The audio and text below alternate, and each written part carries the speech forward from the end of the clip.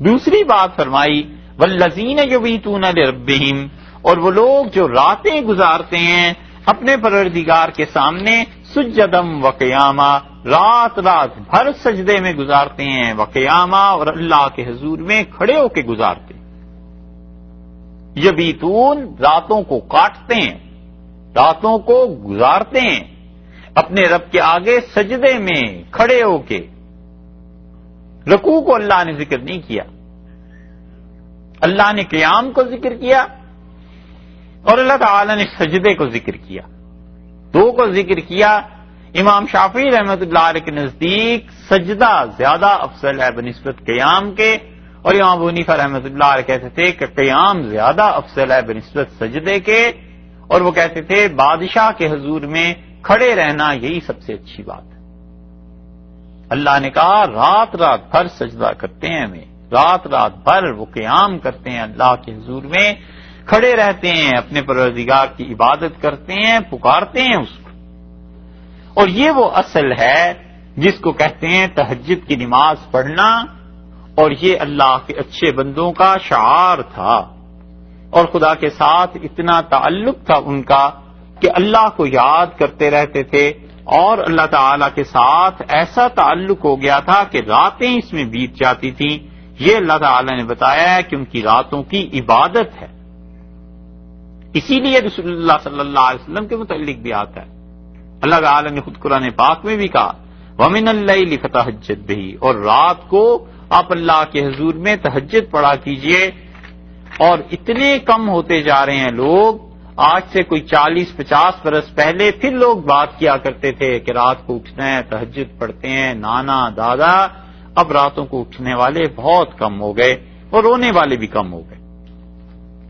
پہلے لوگ روتے تھے خدا کے حضور میں، اور کتنے ہی تھے جن کے رونے سب جانتے تھے کہ یہ اللہ کے سامنے روتے رہتے ہیں۔ ماں روتی تھی، باپ روتا تھا، دادا دادی روتے تھے۔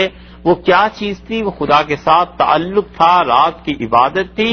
اب وہ امت سے اٹھ گئی ہے، اور ایسی اٹھی ہے کہ اب نام کو بھی سننے میں نہیں ملتا کہ اپنا گھر میں رات کو کوئی اٹھتا ہے یا اللہ کی عبادت کرتا ہے۔ اور حدیث میں آیا ہے رسول اللہ صلی اللہ علیہ وسلم نے فرمایا کہ فرض نماز کے بعد سب سے افضل عبادت اللہ کی وہ رات کو اٹھنا ہے، رات کی عبادت۔ اور حضرت ابو ہریرہ رضی اللہ عنہ کی روایت آئی ہے ترمذی میں کہ رسول اللہ صلی اللہ علیہ وسلم نے فرمایا رمضان کے بعد سب سے اچھا روزہ محرم کا ہے۔ حضرت ابو ہریرہ رضی اللہ عنہ کی روایت میں یہ آتا ہے، اور دوسری جگہ آتا ہے رسول اللہ صلی اللہ علیہ وسلم نے بتایا یہ جو روزے ذی الحج کے ہیں یہ سب سے افضل ہے۔ اور آپ نے فرمایا سب سے اچھی نماز فرض نماز کے بعد یہ رات کا قیام ہے، رات کو نماز کا پڑھنا ہے۔ اور اسی لیے حضرت عائشہ رضی اللہ عنہا کہتی ہیں کہ رسول اللہ صلی اللہ علیہ وسلم جب رات کو تہجد کے لیے نہیں اٹھ سکتے تھے کبھی کبھی، تو وہ دن میں 12 رکعتیں پڑھ لیا کرتے تھے۔ تو وہ جو چیز آئی نا کہ اللہ نے رات اور دن کو ایک دوسرے کا قائم مقام بنایا ہے، تو رات کو نہیں اٹھ سکتے تھے، دن کو پڑھ لیا کرتے تھے۔ اور یہ وہی چیز وہ حدیث پہلے بھی گزری کہ کوئی آدمی سونے کے لیے آتا ہے اور اس کی نیت ہوتی ہے اللہ کے حضور میں اٹھنے کی اور نہیں اٹھ پاتا، تو پھر کیا ہوتا ہے؟ اللہ تعالیٰ فرماتے ہیں نیند تو میری طرف سے اس پہ صدقہ ہو گئی، اور اس کا ثواب لکھو رات کو اٹھنے والوں کا اس برابر کا، کیونکہ اس کی نیت صاف تھی۔ حضرت ابو ہریرہ رضی اللہ عنہ نے کہا کہ رسول اللہ صلی اللہ علیہ وسلم نے فرمایا اللہ تعالیٰ اس دنیا والے آسمان پہ آ جاتا ہے ہر رات کو جبکہ رات کا تیسرا حصہ گزرتا ہے، اور رات کا تیسرا حصہ باقی رہ جاتا ہے۔ مغرب سے لے کے صبح صادق تک رات کو تقسیم کر لے۔ مثلا 7 بجے سورج غروب ہوا نا، اور سمجھ لیجئے کہ فرض کر لیجئے صبح 7 بجے ہی صبح صادق ہوئی، تو 12 گھنٹے کی رات ہو گئی۔ مغرب سے لے کے صبح صادق تک اس کے 3 حصے بنا لے، تو پہلے 8 گھنٹے چھوڑ دے، تو کیا ٹائم ہو گیا؟ 3 بج گئے. 3 سے لے کے 7 بجے تک کے جو 4 گھنٹے ہیں، اس میں اللہ تعالی اس آسمان پہ رہتا ہے جو تم دیکھتے ہو، یعنی اللہ کی کوئی تجلیات ایسی پڑتی ہیں، اور اللہ کہتا ہے ان الملک، میں بادشاہ ہوں، من ذا الذی یدعونی فاستجیب لہ، کون ہے جو مجھے اس وقت میں پکارے اور میں اس کا کام کر دوں. من ذا الذی یسألنی فاعطیہ، کون ہے جو اس وقت مجھ سے مانگے اور میں دے دوں. کتنی دعائیں مانگتا ہے انسان، کیسی کیسی مشکلات ہوتی ہیں اور کیسی کیسی پریشانیاں آتی ہیں، اس وقت میں اٹھ کے درخواست کیوں نہیں دیتا، اس وقت میں اٹھ کے بات کیوں نہیں کرتا. من ذا الذی یستغفرنی فاغفر لہ، کوئی ہے جو اس وقت مجھ سے معافی مانگے اور میں اسے معاف کر دوں. فلا یزال، اور اللہ تعالی کی طرف سے یہ بات کہی جاتی ہے یہاں تک کہ صبح صادق کی روشنی ظاہر ہو جاتی ہے، پو پھٹتی. اور اسی لیے حضرت ابو ہریرہ رضی اللہ عنہ نے رسول اللہ صلی اللہ علیہ وسلم سے بہت کثرت سے یہ روایات نقل کی ہیں. اور قرآن کا پڑھنا اس وقت میں اللہ کو بہت پسند ہے، اسی لیے لوگ یہ قرآن پاک سنتے تھے تو ان کے قابو میں نہیں رہتا تھا، روتے تھے، اللہ سے دعا مانگتے تھے. یہاں پہ ایک صحابی رضی اللہ عنہ کا ذکر ہے، حضرت زرارہ بن اوفا کا. وہ بصرہ کے قاضی تھے، اور بصرہ میں بنو قشیر ایک قبیلہ تھا، وہ وہاں پر نماز پڑھا رہے تھے، صبح کی نماز. اور جب اس آیت کو انہوں نے پڑھا فَإِذَا نُقِرَ فِي النَّاقُورِ، اور جب سور پھونک دیا جائے گا فَذَلِكَ يَوْمَئِذٍ يَوْمٌ عَسِيرٌ، اور وہ دن جو ہوگا قیامت کا بڑا ہی سخت گزرے گا، تو وہ چیخے اور گر گئے. اور باز ابن حکیم کہتے ہیں کہ میں ان لوگوں میں شامل تھا جنہوں نے ان کی میت اٹھائی مسجد سے اور ان کے گھر لے گئے. اتنا اللہ کے ساتھ ان لوگوں کا تعلق تھا، اللہ کو پکارتے تھے، رات کو اٹھتے تھے. اللہ تعالی نے فرمایا ہے کہ ہمارے بندے تو وہ ہیں جن کی راتیں کٹتی ہیں میرے سامنے سجدے میں اور میرے سامنے قیام میں. رات کا یہ جو آخری وقت ہے یہ بہت بڑی چیز ہے. کوئی آدمی اجتہاد کر رہے ہیں، کوئی آدمی اللہ کے ہاں ولایت کے درجے میں اور خدا کے اچھے بندوں میں جو اس کے مقربین بارگاہ ہیں اس وقت تک شامل نہیں ہوتا جب تک کہ وہ آدمی ان اوصاف پر نہ آ جائے. مانگنا چاہیے اللہ سے اور رو دینا چاہیے. سجدم و قیاما، اللہ نے کہا میرے اچھے بندے تو وہ ہوتے ہیں جو رات رات بھر اللہ کے سامنے رہتے ہیں، سجدے کرتے ہیں اور قیام کرتے ہیں. خواجہ میر درد نے کیا اچھی بات کہی ہے رحمت اللہ علیہ. ہمیں نہیں علم، اپنے علم کی نفی کرتے ہیں کہ پوری اردو شاعری میں اس جیسا کوئی دوسرا شعر کہا ہو کسی نے. کہتے ہیں وہ زمانے سے باہر اور مجھے،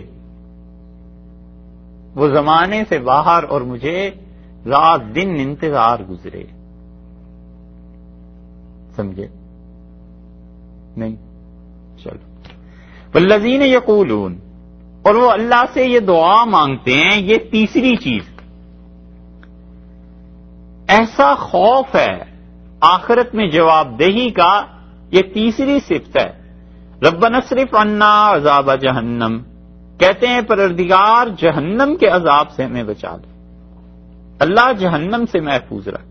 ان عذابہ، اور اے اللہ اس کا عذاب کان غراما، اللہ اس کا عذاب تو تاوان ہے، چٹی ہے، بہت بڑی مصیبت. اس کا تاوان، جیسے کوئی آدمی کسی پہ تاوان پڑ جائے نا تو اس کا ادا کرنا اس کے لیے کتنا مشکل ہوتا ہے. فضول میں کسی کو ٹکٹ مل جائے، اور ٹکٹ بھی مل جائے $500 کا فرض کرو، تو آدمی کے لیے کتنی دشواری کی چیز ہوتی ہے کہ کیا مصیبت ہے، میرا تو کوئی جرم نہیں، قصور نہیں، وہاں جرم بھی سارے پتہ چل جائیں گے، قصور بھی سارے پتہ چل جائیں گے، لیکن اتنی تکلیف ہوگی جیسی تکلیف ہوتی ہے اس چٹی اور تاوان کو ادا کرنے میں۔ ان عذابھا کان غراما، کہتے ہیں پروردگار یہ عذاب، یہ تو چٹی ہے، تاوان ہے، انہا ساءت مستقرن، اور کیا ہی برا ٹھکانہ ہے دوزخ جہاں پہ عارضی طور پر لوگ بھیجے جائیں، وہ مقامہ، اور کتنی بری جگہ ہے جہنم جہاں پہ لوگوں کو ٹھہرایا جائے۔ ڈرتے ہیں اللہ کی پکڑ سے، جہنم سے، اس لیے آدمی غور کرے کہ اعمال کس رنگ ڈھنگ کے ہیں، اور ان اعمال پر غور کرے کہ ان کی وجہ سے جا کر پھر بنے گا کیا۔ والذین اذا انفقوا، اور ہمارے بندے تو وہ ہیں رحمان کے جو خرچ کرتے ہیں، لم یسرفوا، تو اسراف نہیں کرتے۔ اسراف کا مطلب ناجائز چیزوں پر اپنا پیسہ خرچ کرنا۔ حلال کا مال اللہ نے دیا ہے، محنت کر کے کماتا ہے، اور اس پیسے کو خدا کی معصیت میں خرچ کرتا ہے، نافرمانی میں خرچ کرتا ہے، نشے کی چیزوں پہ خرچ کرتا ہے، کیا کیا چیزیں ہیں، موویز ہیں، تھیٹر ہے، سینما ہے، کس کس چیز میں خرچ کرتا ہے، اور اس کی نحوست یہ پڑتی ہے کہ پھر وہ اچھا خرچ اس پہ گراں گزرتا ہے، اچھے خرچ پہ وہ لڑتا ہے، اچھے خرچ کو وہ اپنے ذمے تاوان سمجھنے لگتا ہے، اس کی نحوست پڑتی۔ خود شراب لے آئے علیہ باللہ اور اس پہ 1000 خرچ کر دیے، اور اگر گھر والوں نے کوئی 2 کی بجائے 4 روپے کا کپڑا خرید لیا تو اس پہ اعتراض شروع ہو گیا کہ اتنی اچھا کپڑا کیوں خریدا ہے، اتنا اچھا فرنیچر کیوں لے لیا، حالانکہ وہ بیوی ہے، مباح ہے، جائز ہے، وہ اپنے گھر کو سجانا چاہتی ہے، اچھی بات ہے، یہ اس کا حق بنتا ہے۔ یہ اصل میں کچھ نہیں، اس نحوست کا اثر ہے جو اللہ کی معصیت اور نافرمانی کی تھی نا، وہ معصیت خدا کی اس شکل میں ظاہر ہوتی ہے۔ اسے سمجھ نہیں آتی، بیوی کو بھی سمجھ نہیں آتی۔ سمجھ تو جب آئے جب اس پورے نظام پر نظر رکھی ہو کہ یہ کہاں سے چیزیں آ رہی ہیں۔ اللہ نے کہا ہمارے بندے تو وہ ہیں لم یسرفوا، جو اسراف نہیں کرتے، ہماری معصیت میں نافرمانی میں اپنے پیسے کو خرچ نہیں کرتے، ولم یقتروا، اور نہ ہی وہ اپنے ہاتھ کو اتنا روک لیتے ہیں کہ جہاں پر پیسے کا خرچ کرنا درست تھا، جائز تھا، اس جگہ سے بھی روک لیں، یہ بھی نہیں ہوتا۔ جہاں خرچ کرنا ہے کرنا ہے۔ وَكَانَ بَيْنَ ذَلِكَ قَوَامًا، اور ہمارا بندہ تو ایسا ہوتا ہے وہ ان دونوں راہوں کے بیچ میں ایک سیدھی راہ رکھتا ہے، نہ اللہ کی نافرمانی میں خرچ کرے اور نہ ہی اپنا ہاتھ ان جگہوں سے روکے جہاں پہ اسے واقعی خرچ کرنا ہے۔ وہ اپنے خرچ کو سوچتا ہے، سمجھتا ہے، اعتدال میں رہتا ہے۔ کتنی صفات ہو گئی؟ 4۔ والذین یقولون ربنا اصرف عنا عذاب جہنم 3، اور اس کے بعد یہ جو ہے والذین اذا انفقوا، یہ 4 ہو گئی۔ والذین لا یدعون مع اللہ، اور وہ لوگ نہیں پکارتے اللہ کے ساتھ کسی کو بھی خدا، کسی کو اللہ کے ساتھ نہیں پکارتے، الہن آخر، کسی کو اپنا پروردگار نہیں مانتے۔ یہ ہے وہ توحید جو مومن کا تغرہ امتیاز ہے، یہ ہے وہ توحید اللہ کی وحدانیت کا اقرار جو پورے عالم میں مومن کو امتیازی نشان ملتا ہے، اور پوری دنیا میں مومن انسان اس کا سب سے بڑا کام اللہ کی توحید، اللہ کی وحدانیت۔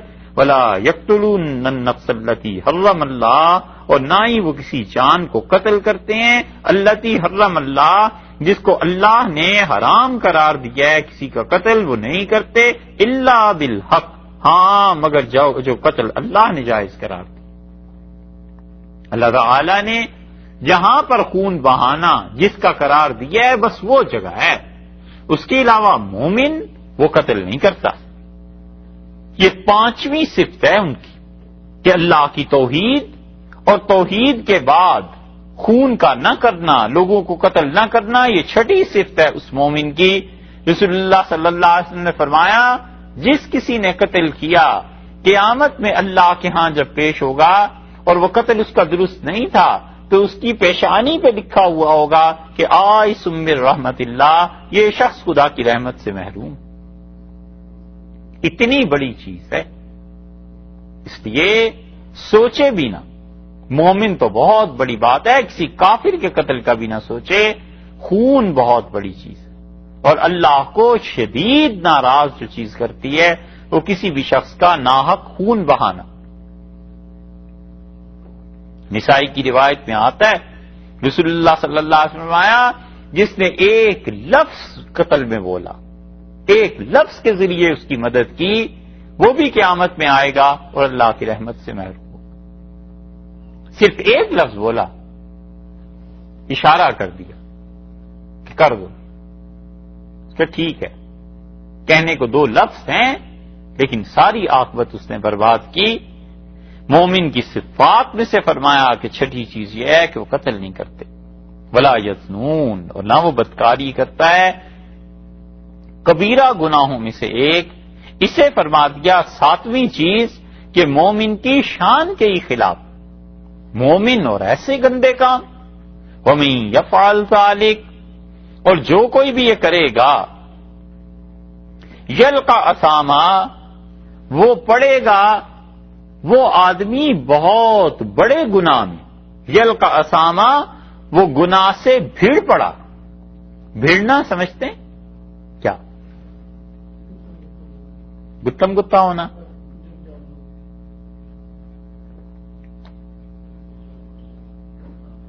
ہے ٹکرانا بھی. اور ایک بھیڑنے کے معنی دوستی کا پال لینا، تعلق کا قائم کر لینا. وہ گناہ کے ساتھ ایسا زبردست اس کا تعلق بن گیا ہے جو شخص بھی یہ کام کرتا ہے.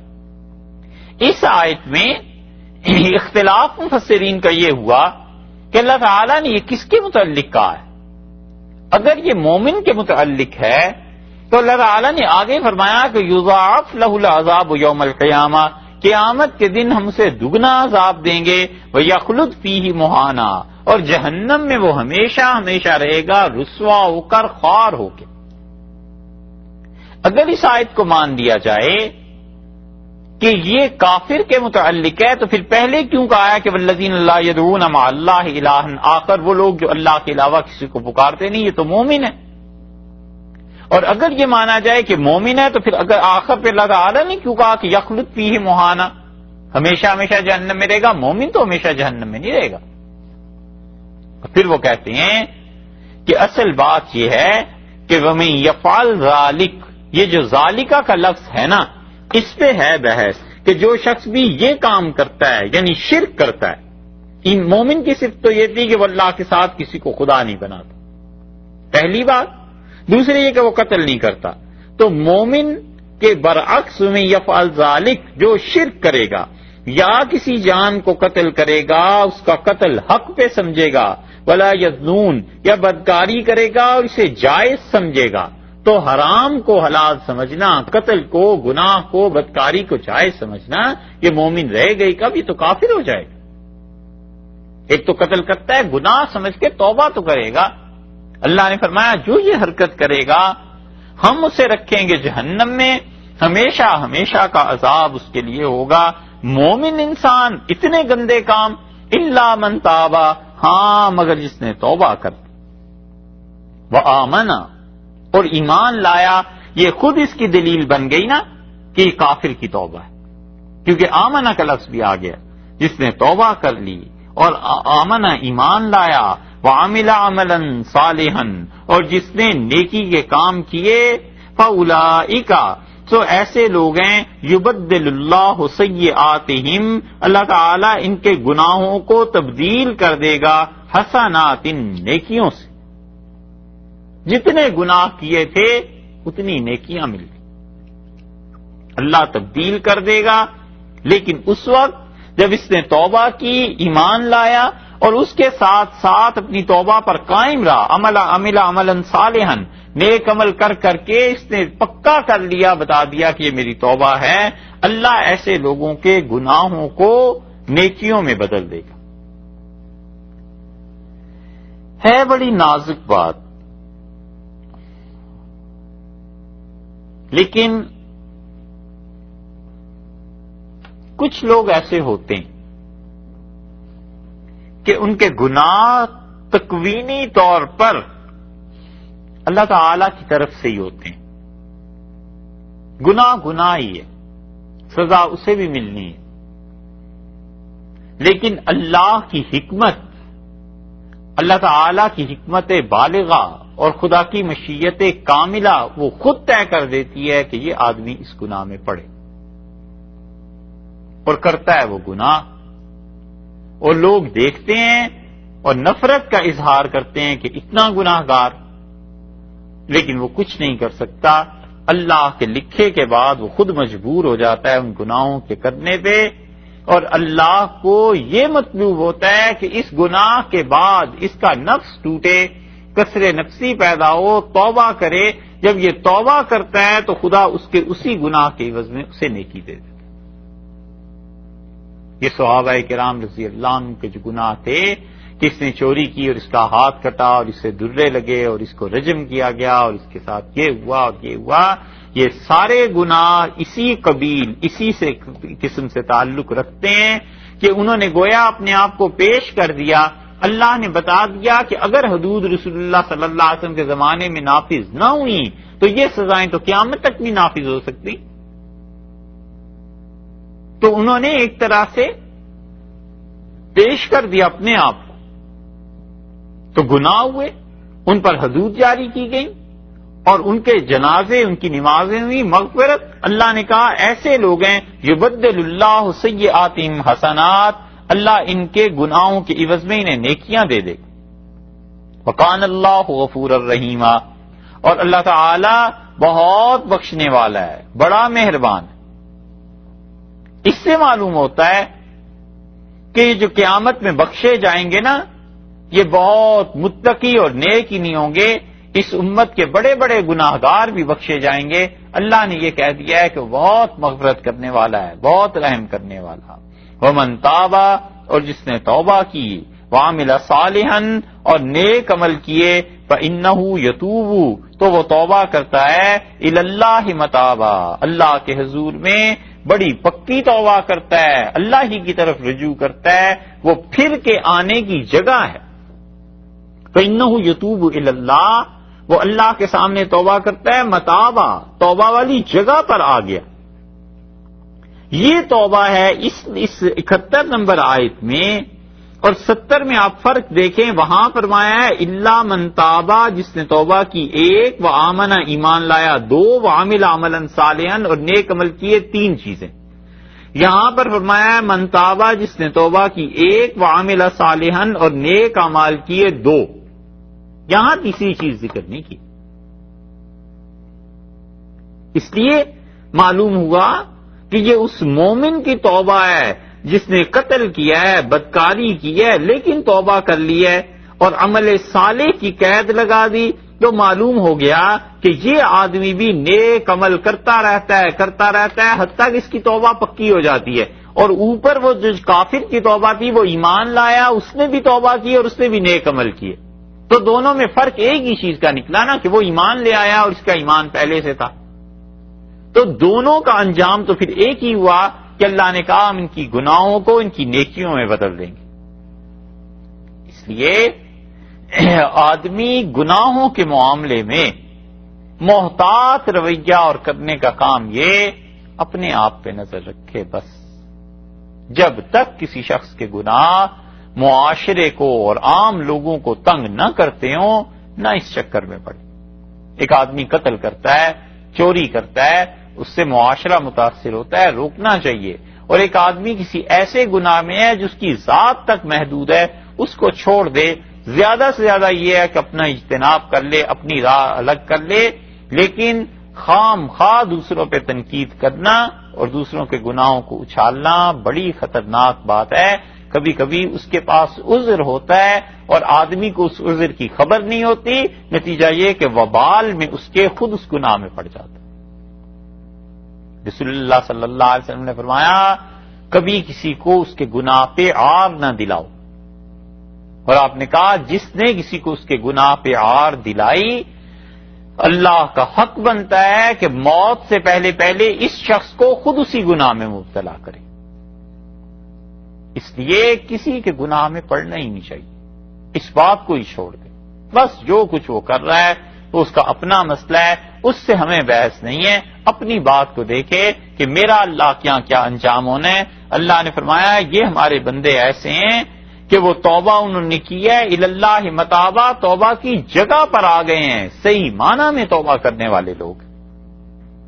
7 صفات ہو گئیں. والذین، اور یہ وہ لوگ ہیں لا یشہدون الزور، جو جھوٹ پر شہادت نہیں دیتے. جھوٹ پر شہادت نہیں دیتے. ایک تفسیر تو یہ کی گئی کہ جھوٹی گواہی پر گواہ نہیں بنتے. جتنی گواہیاں جھوٹی ہیں یہ اس پہ گواہ نہیں بنتے.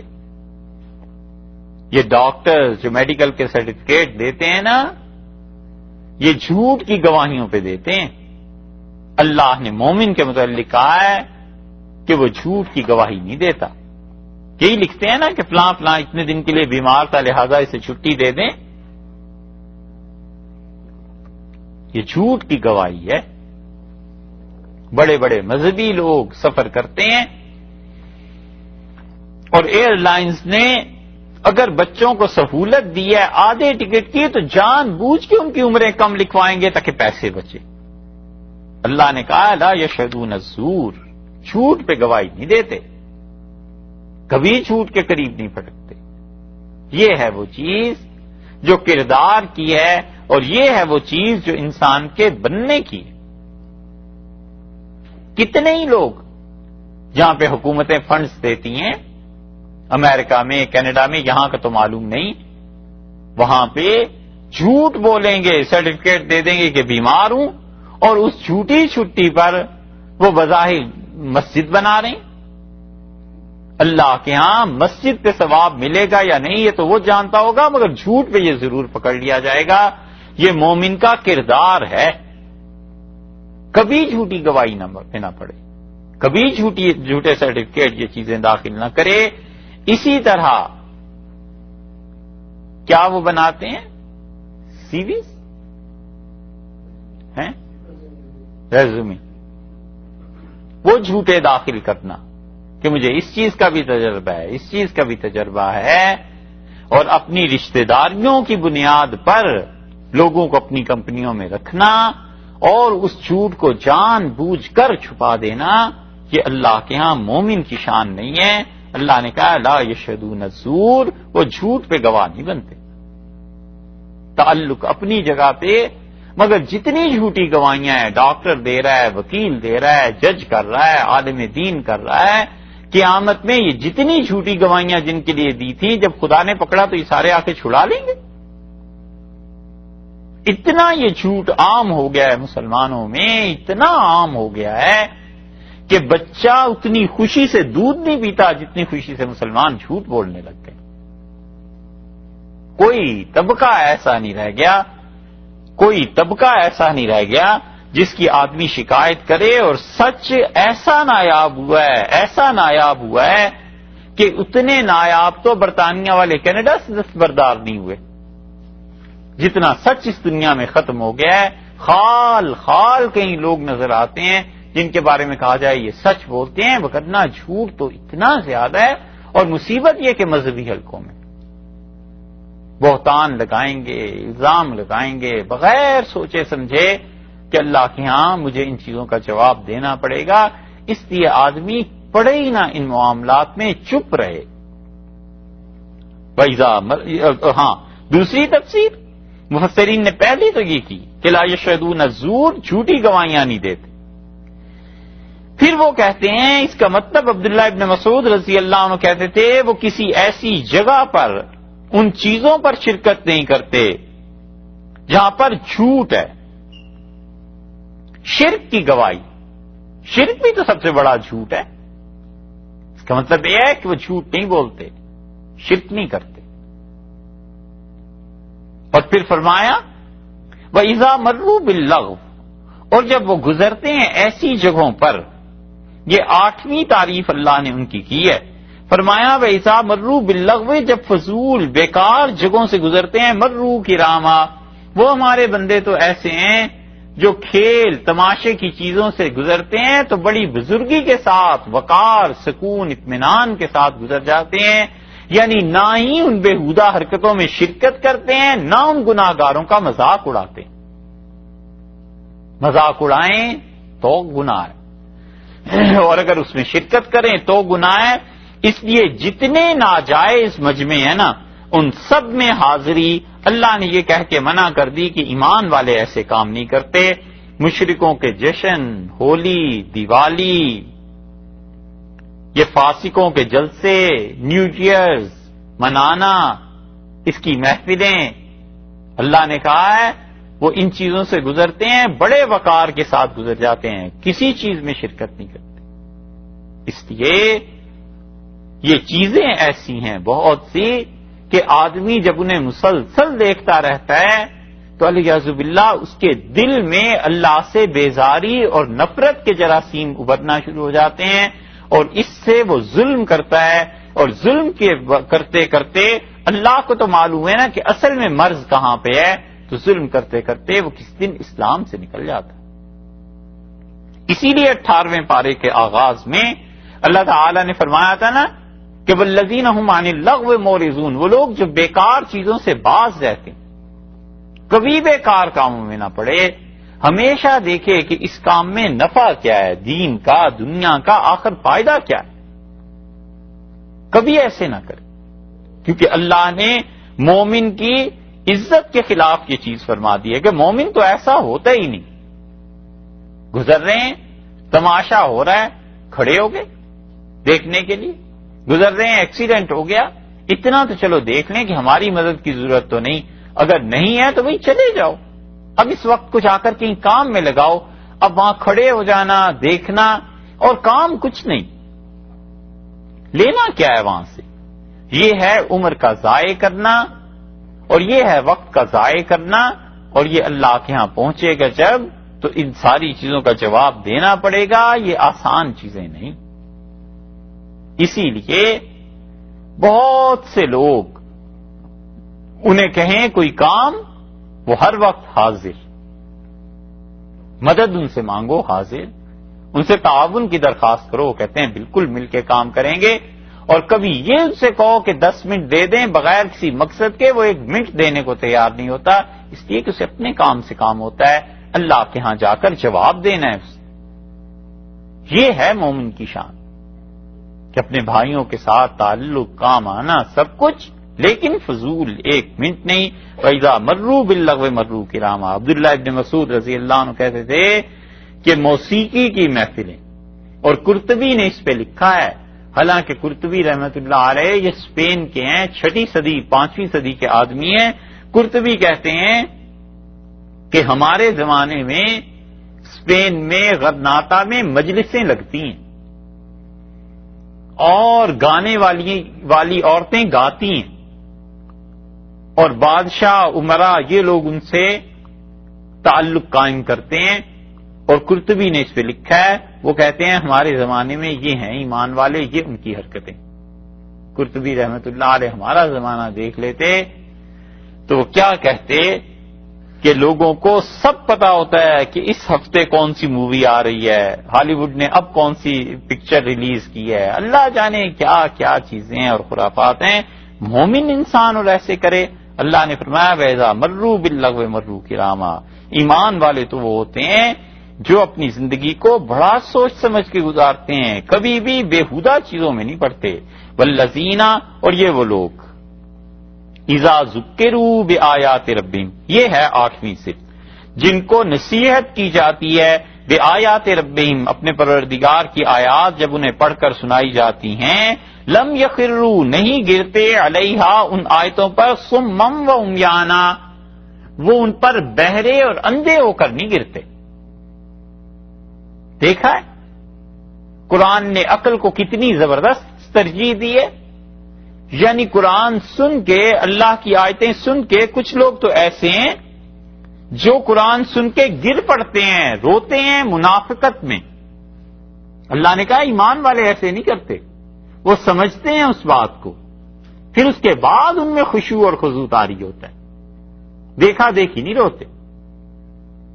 کہتے ہیں خانقاہ میں کوئی رو رہا تھا اور بہت زیادہ، تو وہ جو بھی بزرگ تھے حضرت رحمت اللہ علیہ، ان کے ایک مرید اور بھی تھے اور وہ بڑے سمجھدار تھے، تو انہوں نے اس کا ہاتھ پکڑا اور اسے کہنے لگے بس کر اب اس رونے کو، اٹھ اور کام کر۔ اس نے کہا کمال کرتے ہو، اللہ کے لیے رو رہا ہوں۔ انہوں نے کہا اللہ کے لیے رو رہے ہو یا شیخ کو دیکھ کے رو رہے ہو؟ اس نے کہا کہ سچی پوچھو تو شیخ کو ہی دیکھ کے رو رہا ہوں۔ تو ان کا شیخ کو تو رونا آیا ہے 30 سال میں اور تجھے ایک ہی رات میں آ گیا، اٹھ کچھ کام کر۔ یہ ہے بات کہ وہ اللہ کی آیات جب سنتے ہیں تو اللہ نے فرمایا لم یخروا علیہا صما وعمیانا، اندھے بہرے نہیں ہو جاتے، غور کرتے ہیں، فکر سے کام لیتے ہیں، پھر جا کر ان چیزوں کو سمجھتے ہیں تو وہ اندر سے جو رقت پیدا ہو جاتی ہے، اندر سے خدا کے ساتھ جو تعلق ہوتا ہے، یہ ہے وہ چیز۔ اور اس آیت میں وہ سارے بھی لوگ آ جاتے ہیں جو قرآن کریم کی تفسیر اور اس قسم کی چیزوں کو کرتے ہیں بغیر علم کے۔ بڑی خطرناک چیز ہے اپنے لیے یہ دروازہ کھولنا، خاص طور پہ دین کے علوم کا، کہ آدمی پڑھے کم اور مفتی بڑا بن جائے، بہت بری چیز ہے۔ رسول اللہ صلی اللہ علیہ وسلم نے حضرت معاذ بن جبل رضی اللہ عنہ کی روایت میں آتا ہے، اور وہ کہتے ہیں معاذ رضی اللہ عنہ، اور ابو ادریس خولانی ہیں، اور وہ کہتے تھے کہ یزید ابن عمیرہ نے کہا جو حضرت معاذ ابن جبل رضی اللہ عنہ کے ساتھیوں میں تھے، اور انہوں نے کہا کہ دیکھو اللہ جو ہے نا بڑا انصاف کرنے والا ہے۔ ہلک المرتابون، ہلاک ہو گئے، برباد ہو گئے وہ لوگ جو خدا کے پیغام میں شک کرتے ہیں۔ معاذ ابن جبل رضی اللہ عنہ نے ایک دن ہمیں نصیحت کی اور انہوں نے کہا ان من ورائکم فتنن، ہمارے بعد اس دنیا میں تم دیکھو گے تمہارے بعد بہت سے آزمائش کے دور آ جائیں گے۔ یکثر فیہ المال، پیسہ بہت ہو جائے گا مسلمانوں کے پاس۔ وَيُفْتَحُ فِيهَا الْقُرْآنُ، اور قرآن کھول کر لوگ تفسیریں پڑھائیں گے۔ حتیٰ یاخذہ المؤمن والمنافق، مومن آدمی بھی کام کرے گا اور منافق بھی، والرجل، اور مرد بھی قرآن کو لے لیں گے، والمرأة، اور عورتیں بھی لے لیں گی، والصغیر والکبیر، چھوٹا اور بڑا سب قرآن کی تفسیریں بیان کریں گے، والعبد والحر، اور جو غلام ہوگا وہ بھی اور جو کوئی آزاد ہوگا وہ بھی۔ فَيُوشِكُ قَائِلٌ أَن يَقُولَ، تو کہنے والا کہے گا مَا لِلنَّاسِ لَا يَتَّبِعُونِی، کیا ہو گیا ہے لوگوں کو، میں انہیں دین کی باتیں سمجھاتا ہوں میرے پیچھے نہیں چلتے۔ وقت قرأت القرآن، میں نے قرآن پڑھا ہے۔ مَا هُم بِمُتَّبِعِی حَتَّى ابْتَدَعَ لَهُمْ غَیْرَهُ، اور یہ میرے پیچھے نہیں چلیں گے جب تک کہ میں دین میں کوئی نئی بات نہ پیدا کروں۔ یہ ہے وہ چیز۔ عورتیں بھی کہتی ہیں ہم امامت کریں، سبحان اللہ، عید کی نماز خواتین پڑھا رہی ہیں، وہ کہتی ہیں ہم نے بھی قرآن پڑھا۔ فَإِيَّاكُمْ، معاذ بن جبل رضی اللہ عنہ کا بچنا ان سے، اور بچنا اس چیز سے جو بدعت اس دین میں نکالیں۔ فَإِنَّ مَبْتَدَعُ ضَلَالَةً، اور یاد رکھو اس دین میں جو بھی نئی چیز نکالی جاتی ہے وہ ضلالت ہے، وہ گمراہی۔ اس لیے یہ جو اللہ نے کہا ہے نا کہ وہ سوچتے ہیں سمجھتے ہیں قرآن کو، اندھے بہرے ہو کے نہیں گر جاتے، یہ ان سب کے لیے کہا ہے جن لوگوں نے اللہ کے دین کو کھیل بنا لیا اور وہ سمجھتے ہیں کہ آسانی سے چھوٹ جائیں گے۔ اللہ تعالیٰ نے فرمایا مومن آدمی ایسے نہیں کرتا۔ والذین یقولون، اور ہمارے بندے تو وہ ہیں جو دعا مانگتے ہیں اور کہتے ہیں ربنا ہب لنا من ازواجنا، اے پروردگار دے دے ہماری بیویوں میں سے، وذریاتنا، اور ہماری اولاد میں سے ہمیں قرۃ اعین، اللہ ان کو ہماری آنکھوں کی ٹھنڈک بنا دے، اتنے اچھے یہ کام کریں کہ آنکھیں ٹھنڈی ہو جائیں ان کے کام کو دیکھ کے، اتنے نیک ہوں۔ یہاں اللہ تعالی نے ازواجنا فرمایا ہے ہماری بیویاں، اس کے مطلب یہ ہے کہ مومن کی بیویاں ایک سے آگے دیکھیے وذریاتنا، اور انہوں نے کہا اللہ ہماری اولادیں، تو اولادیں تو ایک سے زیادہ ہونے کی کہہ دیتے ہیں. ٹھیک ہے بھائی، وہ پہلا فکرہ پورا نہیں کیا ہم نے، کچھ دن اور رہنا ہے تو 13 تاریخ کے بعد یہ فکرہ پورا کر دینا. 12 کی دعوت تو کھا لوں. اچھا، تو اللہ تعالیٰ نے فرمایا کہ وہ کہتے ہیں دعا مانگتے ہیں، تو اس کا مطلب یہ ہے کہ بیویاں اپنے شوہر کے متعلق بھی یہی تمنا رکھتی ہیں اور اپنی اولادوں کے متعلق بھی، اور کہتے ہیں قرۃ اعین، اللہ آنکھوں کی ٹھنڈک انہیں کر دے. وجعلنا للمتقین اماما، اعین کا جو لفظ ہے اسے نکرہ میں ذکر کیا نا، تو نکرہ کا مطلب یہ ہوا کہ خوب ٹھنڈک، اللہ ہر طرح سے اطمینان ہو جائے کہ تیرا دین اس گھر میں قائم ہے، ہمارے بچے، ہماری بیویاں، اولاد، شوہر، ہر کوئی خدا کے دین کا نام لیوا ہے. وجعلنا للمتقین اماما، اور اللہ سے دعا مانگتے ہیں کہ پروردگار متقی لوگوں کی امامت نصیب فرما.